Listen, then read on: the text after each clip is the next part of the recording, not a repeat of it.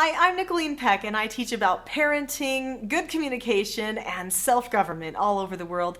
And in this video, I'm going to be talking about how to talk to teens about drugs.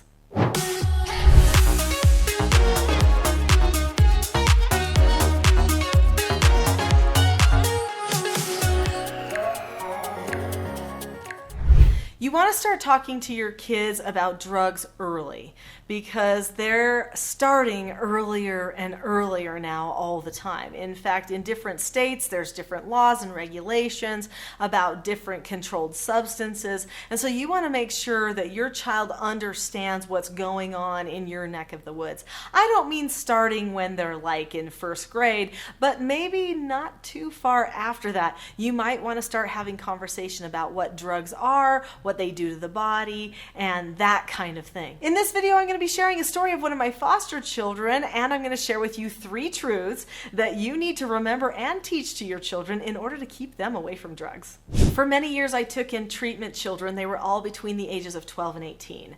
I was a treatment foster parent, and it was my job to help them not only overcome addictions, but get their relationships and their connections to people where they needed to be. Many of them came from a background of addictions and substance abuse, although not all of them did. And so I decided that my job was going to be to teach them the skills and the principles that they needed for a lifelong of self-government, or self-regulation, self-control. I wanted them to have that as an arrow in their quiver so that they would be ready at any time to be in complete control of themselves. So that is the lens that I'm looking through today as we address this topic of drugs and teens.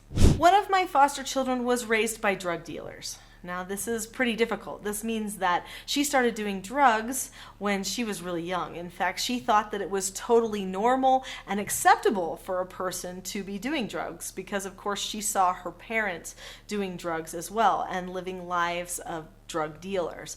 And no one wants to think bad of their own parents and the people who love them and reach out to them. So it was hard for her to break with this idea that doing drugs was somehow wrong.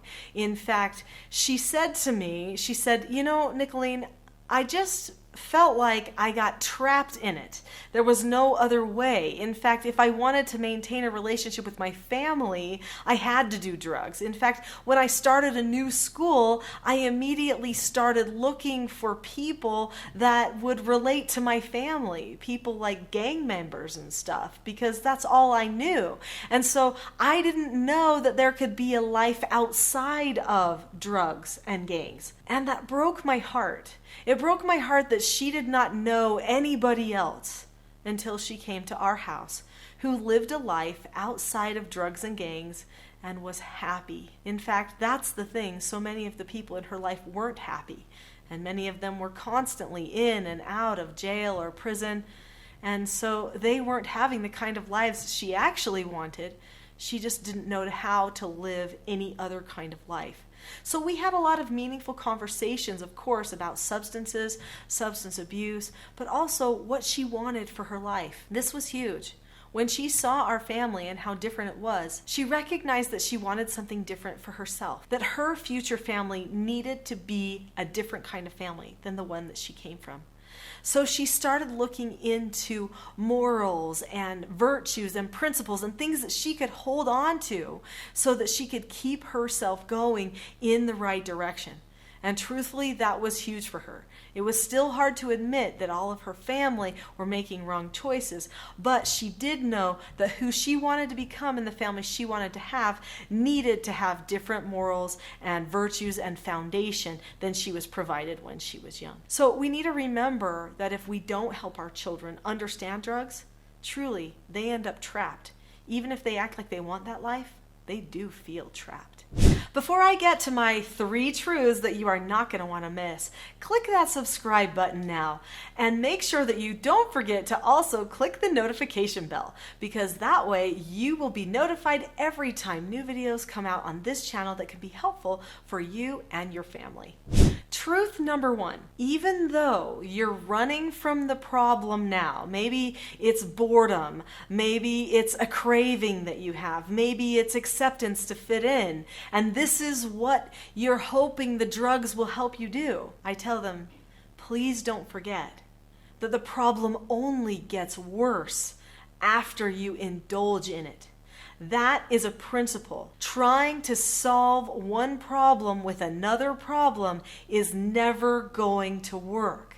So if you feel overwhelmed or stressed, or you feel like you don't fit in, or you're just plain old bored, don't seek to solve your problem with another problem, because afterward, then you have a new craving. And the craving becomes stronger and can take even more control over you. This is a vital lesson for people to learn in their lives. So often people try to fix their problems with another problem. It actually doesn't make logical sense. But when someone is feeling stressed or overwhelmed or even bored, oftentimes they're in midbrain, which is an emotional part of the brain.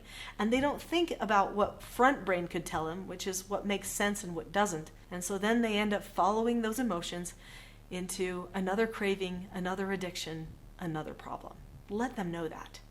Truth number 2, leadership and freedom come with a cost. So if a person's going to truly be free from an addiction, if they're going to have full happiness and freedom, they have to be leading their own lives. Now I know when someone is rebelling against authority, thinking, I'm going to take these drugs because I'm the boss of me, I'm leading my own life, they think they are leading. But in reality, if you are using a substance to feel like you're in control of yourself, really the substance is leading you. You've got to remember that. Whether the substance is food or whether it's another action like a thrill or a scare or sex or whatever, those things end up leading you because they lead to chemical changes in your body just like drugs do.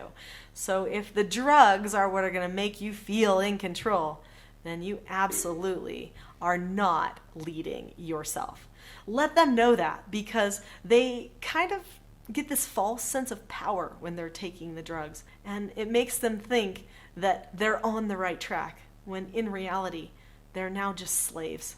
Truth number 3, everyone can perfect the skill of accepting no answers. If a person is not going to use drugs, that means that they have to be able to give themselves a no answer and accept that no answer. Now, hopefully parents are teaching their children how to accept no answers all the way along. So if the parent says, no, you can't have another cookie, or you can't watch that program, or you can't have an iPhone yet, or something like that, hopefully the child is able to look at the parent with a calm face, voice, and body, say okay, or ask to disagree appropriately, and drop the subject. If they can't do those 4 things, they're probably not going to be able to give themselves no answers and accept their own no answers very well.